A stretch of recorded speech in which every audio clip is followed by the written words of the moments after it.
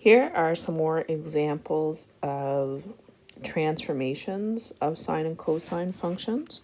So this one we're going to take a look at doing the mapping notation so that you can see an example. So I'm going to write, I see that we're using cosine. So my 5 key points are 0, 1. Then I've got pi over 2 and 0. Then I've got pi, negative 1, 3 pi over 2 and 0. And then I've got 2 pi and positive 1. And I'm going to transform these points. And in order to do that, I'm going to create a mapping statement. So going back for a minute to my equation, I have the number in front, so that's my amplitude. My vertical translation is going to be 6 up. We're gonna leave these off. And then my phase shift is pi over 2 to the right. And then I have my period, which is 2 pi over k. My k value is right here, which is 2. So my period is going to be pi. Okay, so what am I going to do my scale in?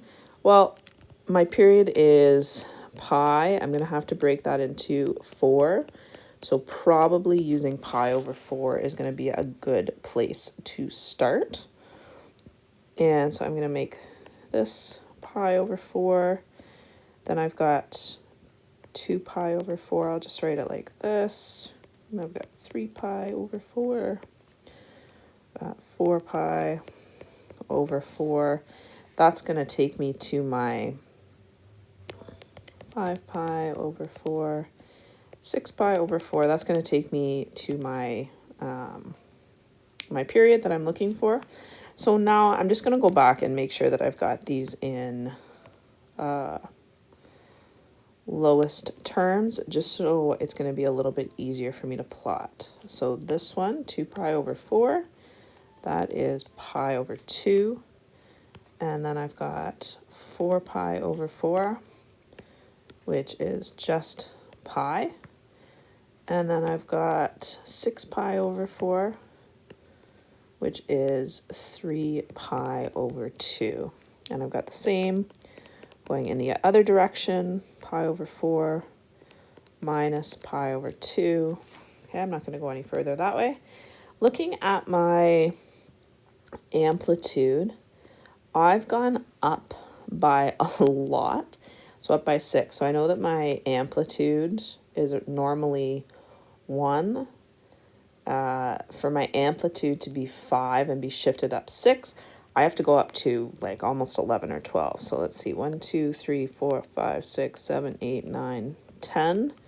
So why don't we'll make each one 2 here. So we can go up by 2s just so that I can account for that amplitude, and then I can see what those maximum and minimum values are. So we've got 2, 4, 6, 8, and then I'm going down, minus 2, minus 4, minus 6, minus 8. All right, let's create our mapping statement so we can get our new points. So we've got x, y. Let's see, affecting our x, I'll write these ones in red, are going to be anything that is inside the brackets. So I've got the k value, and remember x is opposite. So I'm dividing by 2 or multiplying by a half. And then inside the brackets, it's pi over 2 minus, but that really means that I'm shifting my x coordinates to the right. Okay, let's do the y's. I'll do them in purple. The minus 5 affects the y, and the plus 6. So I've got minus 5y plus 6, and those are my y coordinates. So let's go through these mapping transformations to get my 5 key points.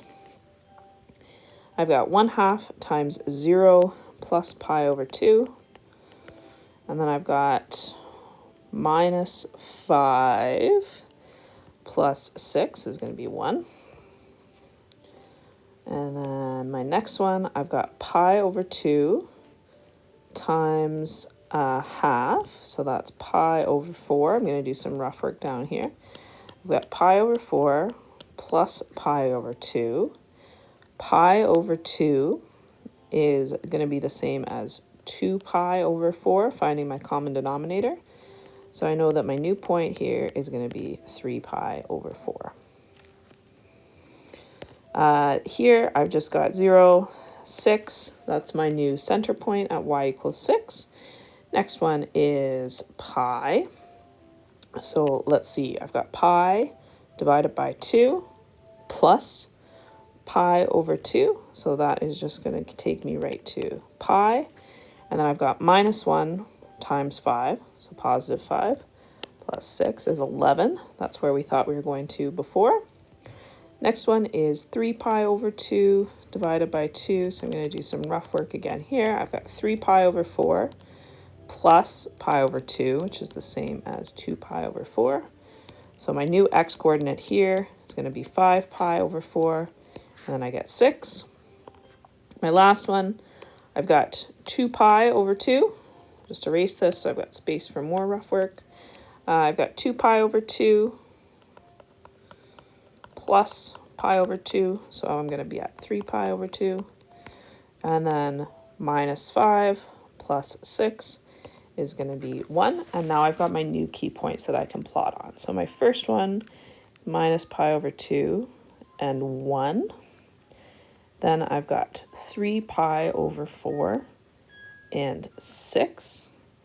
Then I've got pi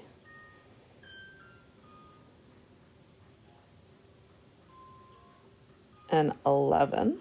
So 8, 10, 12, 11. And then I've got 5 pi over 4 and 6. And then I've got 3 pi over 2 and 1. What I'm noticing here is that this point is not in line with my other ones. Should have it at pi over 2 and 1.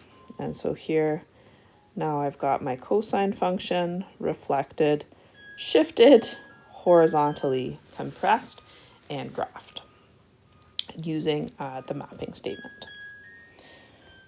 So we'll do one more here. This one I'm not going to use the mapping statement, so you can see an example of both. So I'm going to identify my amplitude. My period is 2 pi. There's no k value. I've got a phase shift of pi over 3 to the left, and I've got a vertical translation of 5 down. So I know that my period is 2 pi. I know that I have to divide that into 4, which gives me pi over 2. I also know that I'm phase shifting by pi over 3. So I'm going to make my chart pi over 6. That's what I'm going to use my scale. Because I know that if I multiply this by pi over 3, I'm going to get pi over 6 as a common denominator here. Or if I add them, I guess. Which is where I'm getting that demarcation from for the denominator here. So I've got pi over 6. I've got 2 pi over 6. I've got 3 pi over 6. 4 pi over 6. 5 pi over 6. 6 pi over 6. Okay, I'll label those first ones. I've got minus pi over 6 going to the left. And then going up, I see that my amplitude is 2, and I've shifted down 5. So let's try going up here. If we need to, we can adjust our scale. Minus 2, minus 4, minus 6, minus 8. And then my first point is pi over 3 to the left. So normally my first point is right at 0, 0. I've got to shift to the left and then 5 down. So this is my first point right here. This is my new 0. I'm going to go 2 pi to the right. So in order to find that, I've got pi over 3 plus 2 pi. If I add that together to get a common denominator, I've got 2 pi times 3, so I've got 6 pi over 3. So 2 pi later is 5 pi over 3, which is the same as 10 pi over 6. So I've got 7, 8, 9, 10 pi over 6. So I am right here. So that's my starting point and my end point. Sine also has a point right in the middle. So I've got 1, 2, 3, 4, 5, 6, 7, 8, 9, 10, 11, 12. 1, 2, 3, 4, 5, 6. This is my middle point. I'm going to split it in half again.